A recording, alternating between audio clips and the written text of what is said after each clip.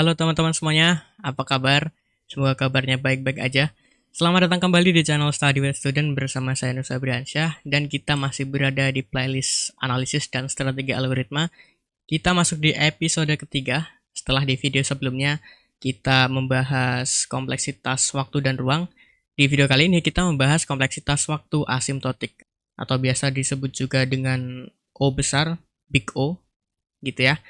Kita masuk di materinya langsung. Kita masuk di pengantarnya dulu. Pengantar kompleksitas waktu asimptotik ada beberapa hal. Itu yang pertama, pertumbuhan time n dengan n kuadrat.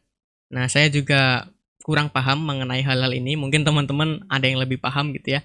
Untuk hal yang pertama, untuk n yang besar, pertumbuhan time sebanding dengan n kuadrat. Atau saya ulangi, untuk n yang besar atau masukan data yang besar, pertumbuhan kompleksitas waktu ya di n, pertumbuhan kompleksitas waktu sebanding dengan n kuadrat. Pada kasus ini, kompleksitas waktu tumbuh seperti n kuadrat tumbuh. Nanti kita lihat di tabelnya. Kemudian, kompleksitas waktu tumbuh seperti n kuadrat tumbuh. Nah ini typo, n kuadrat tumbuh saat n bertambah. Kita katakan bahwa kompleksitas waktu berorde n kuadrat dan kita tuliskan kompleksitas waktu sama dengan Big O, Big O n kuadrat. Nanti kita lihat. Poin yang berikutnya, notasi O disebut juga notasi O besar atau bahasa Inggrisnya Big O. Nah, ini yang nanti sering kita katakan, kita sebut gitu, yang merupakan notasi kompleksitas waktu asimptotik. Jadi, O besar itu adalah notasi kompleksitas waktu asimptotik. Itu poin yang perlu diingat. Kemudian, kompleksitas waktu sama dengan Big O dari fungsi N. Dibaca kompleksitas waktu adalah Big O dari fungsi N. Itu aja. Ini tutup kurungnya kurang teliti. Yang artinya kompleksitas waktu berorde paling besar fungsi N. Yang terdapat konstanta C. Jadi konstanta itu kita nanti simbolkan dengan C. Dan N0. Sedemikian. N0 ini nanti kita akan melakukan pengujian. Berapa masukannya? 1 kah? 2 kah? 3 kah? Gitu. Sedemikian sehingga kompleksitas waktu itu harus lebih kecil sama dengan konstanta dari fungsi n. Gitu. Nah, ini mungkin agak sedikit ambigu, bahkan ini tuh apaan gitu. Nanti kita akan bedah ini langsung ke contoh soal aja. Gitu. Jadi mungkin sekarang masih ngambang ini tuh maksudnya apa. Saya juga kurang paham mengenai ini. Tapi untuk masuk ke soalnya nanti kita butuh ini gitu. Oke.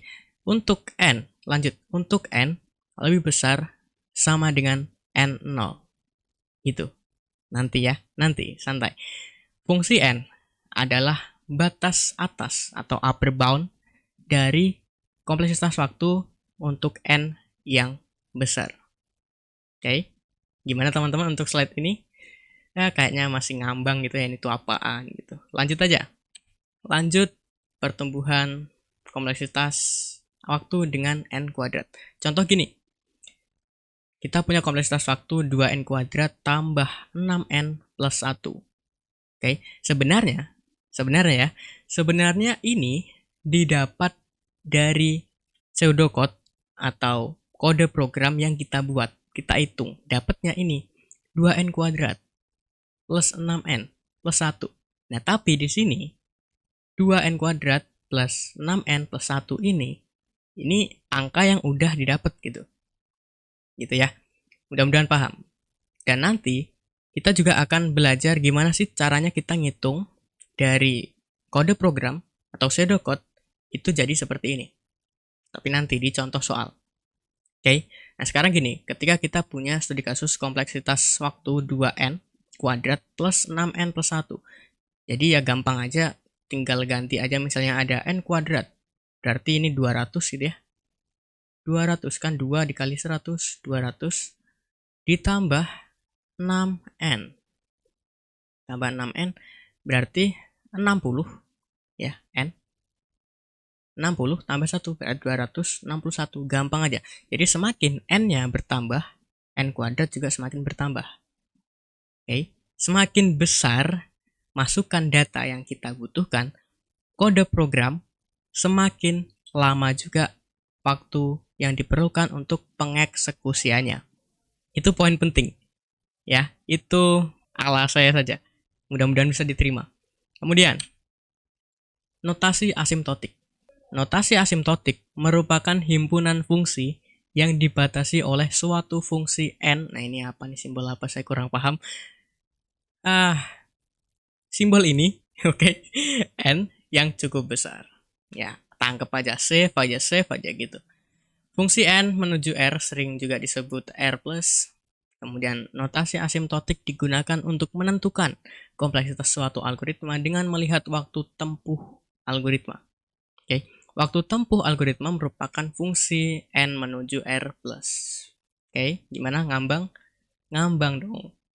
Oke, kita perlu waktu yang banyak untuk memahami ini sebenarnya. Oke, lanjut aja. Kompleksitas waktu. Kalau kita belajar di video sebelumnya, itu kan kompleksitas waktu dibagi menjadi 3. Ada kasus terbaik, rata-rata, dan terburuk. Nah, sekarang kita coba ulangi deh. Kasus terbaik berarti time min dalam kurung n gitu ya. Kebutuhan waktu minimum, kompleksitas waktu untuk kasus terbaik atau biasa disebut juga dengan base case, dilambangkan dengan theta dalam kurung apa. Gitu. Itu untuk kasus terbaik. Kemudian, kasus rata-rata, T average atau time average, gitu. Dalam kurung N, kebutuhan waktu secara rata-rata, ya standar lah ya. Kemudian, kompleksitas waktu untuk kasus rata-rata, disebut juga average case, dilambangkan dengan omega dalam kurung apa. Gitu. Nah, kemudian, ini yang unik. Time max, kasus terburuk, kebutuhan waktu maksimum. Kompleksitas waktu untuk kasus terburuk atau biasa disebut juga dengan worst case dilambangkan dengan O besar dalam kurung apa. Dibaca big O. Dibaca big O. Oke, jadi sekarang gini. Big O, poin pertama, big O itu adalah kasus terburuk.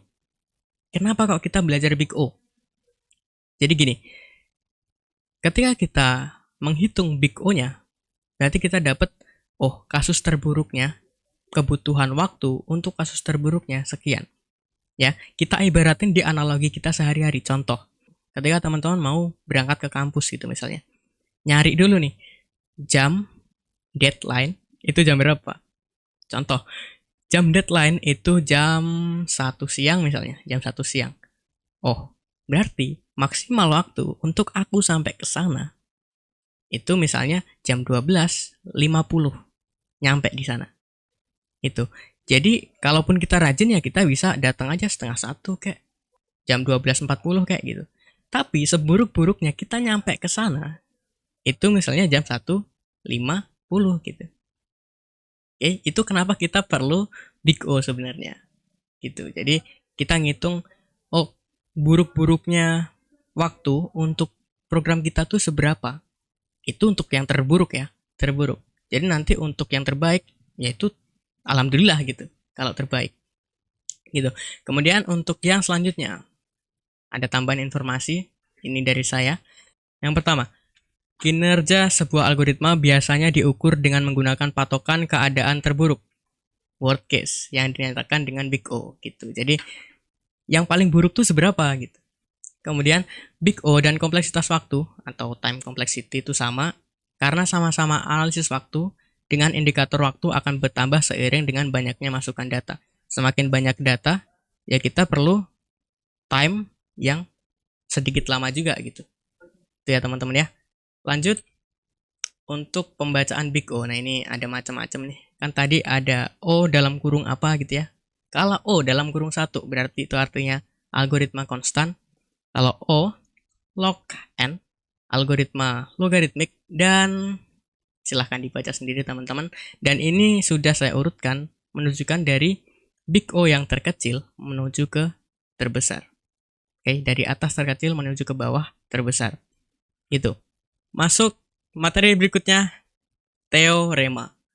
merupakan suatu pernyataan matematika yang masih memerlukan pembuktian, serta pernyataannya dapat ditunjukkan nilai kebenarannya atau juga bernilai benar. Artinya teorema ini masih perlu pembuktian atau serta pernyataan agar dapat menunjukkan kebenarannya itu apa. Itu teorema. Kemudian ada aturan teorema, jadi seperti ini. Nggak afdol kalau kita nggak langsung ke contoh. Contoh, untuk yang ini dulu. Ketika kita punya time 1, kompleksitas waktu pertama misalnya big O dalam kurung N, atau algoritma Lanjar. Kemudian kompleksitas waktu kedua, itu adalah algoritma kuadratik, gitu ya. Ketika kita tambahkan operasi penjumlahan, berarti time 1 tambah time 2. Oke, jadi ya gampang aja seperti ini. Kita menggunakan max di sini. Maksimalnya itu berapa? Bukan kita tambahin ya. Bukan kita tambahin n tambah n plus no. Tapi kita ambil maksimalnya dari ini itu berapa? Ya di sini maksimalnya adalah n kuadrat. Jadi bisa dikatakan ketika algoritma Lanjar dan algoritma kuadratik dijumlahkan, itu adalah hasilnya adalah algoritma kuadratik. Gampang. Kemudian ketika time 1 dikali time 2. Oke, algoritma Lanjar dikali algoritma kuadratik. Oke, hasilnya adalah algoritma kubik. Ya, kalau dikali itu berarti ditambah ya. Di sini misalnya ada pangkatnya, hitung aja 1 lah. Pangkat 1 tambah pangkat 2. Ya, hasilnya big O n pangkat 3. Algoritma kubik. Gitu. Ya, kemudian ketika kita punya big O 5 n kuadrat, itu sama dengan big O n kuadrat. Ya, jadi untuk yang 5 ini disebut konstanta. Konstanta tidak diperlukan. Oke, gitu. Kemudian untuk yang selanjutnya, n kuadrat. Fungsi n sama dengan O fungsi n. Ya gampang aja, berarti ketika kita menemukan soal n kuadrat itu sama dengan ya big O n kuadrat. Gitu. Ketika kita menemukan soal 3 sama dengan, ya ini berarti kan konstan ya. Konstanta berarti ini adalah big O 1 atau disebut juga dengan algoritma konstan. Kemudian untuk contoh soal, kayak kita akan bahas di video kali ini atau berikutnya. Sekarang aja lah ya, keburu lupa walaupun durasi udah lama banget ini kayaknya. Tapi sekarang aja kita bahas. Kita akan membahas soal 8. Wow, 8. Untuk yang soal pertama dan kedua ini buktikan. Oke, buktikan kalau kompleksitas waktu dalam kurung n kuadrat min 1 plus 3 itu adalah algoritma kuadratik. Bener nggak? Gitu. Dan begitu pun juga nomor 2, sama aja jenis soalnya, hanya berbeda soalnya. Kemudian nomor 3 dan 4 kita tentukan algoritma ini adalah algoritma apa? Gampang aja. Untuk yang nomor 3 dan 4. Kemudian nomor 5, kita akan melakukan penjumlahan yang kita sudah lakukan di contoh teorema tadi. Kemudian yang ke-6 kalikan, sama aja. Kemudian, ya ini yang unik, nomor 7 dan 8, kita akan melakukan perhitungan big O, tapi bukan dari angka, dari pseudocode. Nah, ini yang keren nanti. Kita masuk ke jawaban soal pertama. Buktikan kalau kompleksitas waktu dalam kurung n kuadrat min 1 plus 3 itu adalah algoritma kuadratik. Oke, jadi kita pakai sebuah ketentuan yang tadi di awal, ya. Kalau ada kompleksitas waktu, itu harus lebih kecil sama dengan konstanta dari fungsi n. Oke, penyelesaiannya gini. Oke, jadi penyelesaiannya, kompleksitas waktunya kita berapa? N kuadrat min 1 plus 3. Nih, lebih kecil dari N kuadrat min 1 N kuadrat plus 3 N kuadrat. Dapat dari mana? Dapat gini. Dari kompleksitas waktu kita, itu kita ubah semuanya jadi algoritma yang kita akan buktikan. Algoritma kuadratik.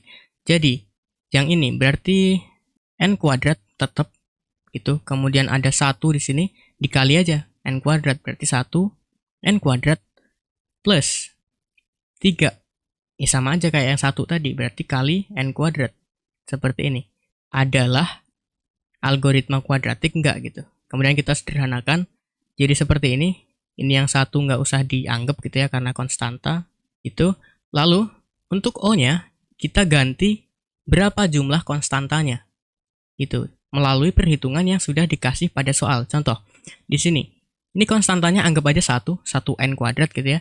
1 dikurang 1, 0. Tambah 3, ya 3.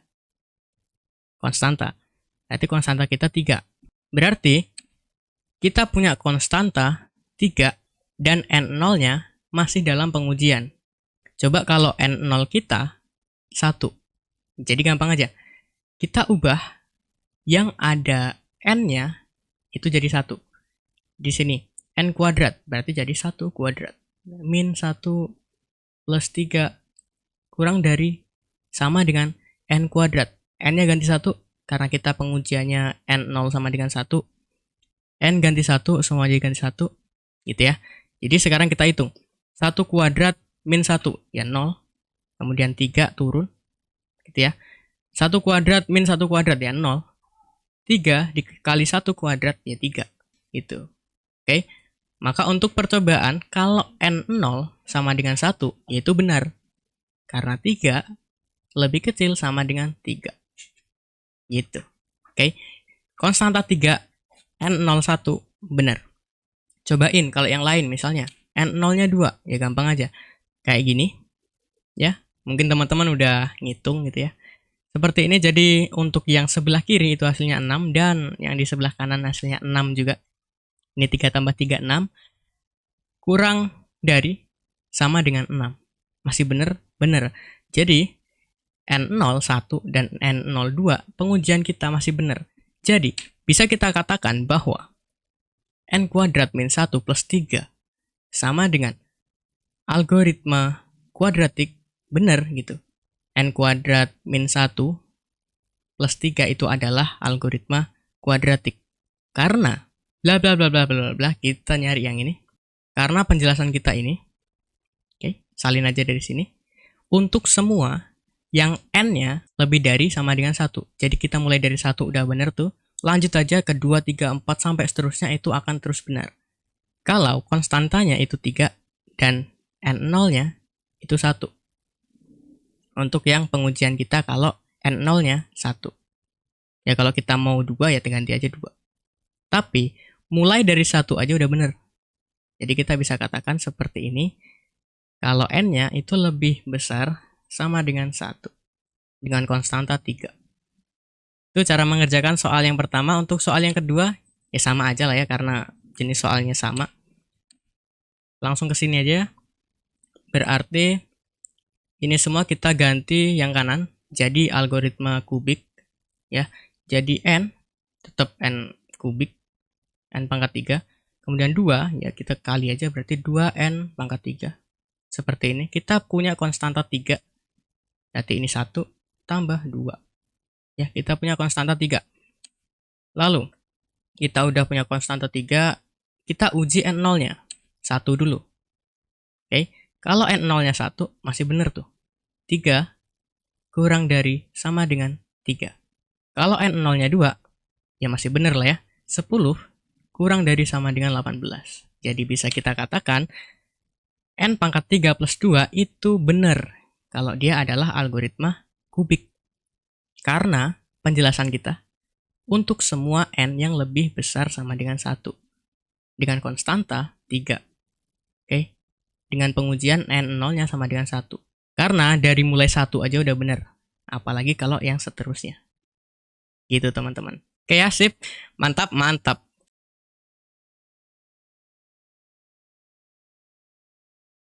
Kemudian soal yang ketiga.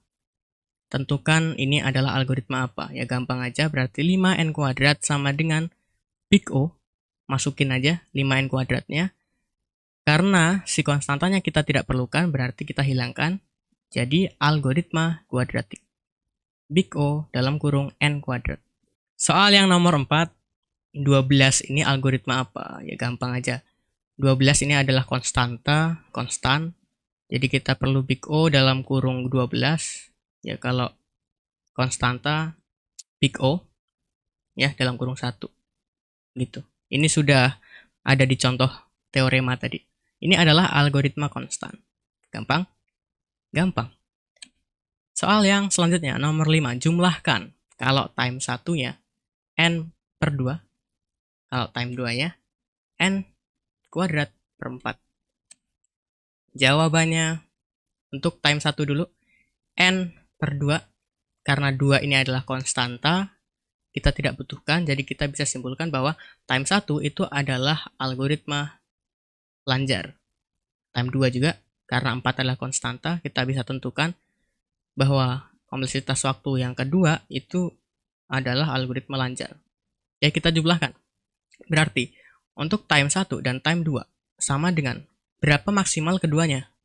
Karena berhubung dua-duanya adalah algoritma Lanjar, ya berarti maksimalnya segitu. Oke? Nggak ada yang lebih besar. Sama. Berarti big O dalam kurung N, atau kita sebut algoritma Lanjar. Untuk soal yang nomor 5. Nomor 6, kalikan. Kalau time 1-nya, atau kompleksitas waktu yang pertama, itu N kuadrat dengan kompleksitas waktu yang kedua, 3. Oke, jawabannya kita ketahui dulu kompleksitas waktu yang pertama itu apa. Ya, jadi N kuadrat itu ya sama dengan big O dalam kurung N kuadrat adalah algoritma kuadratik.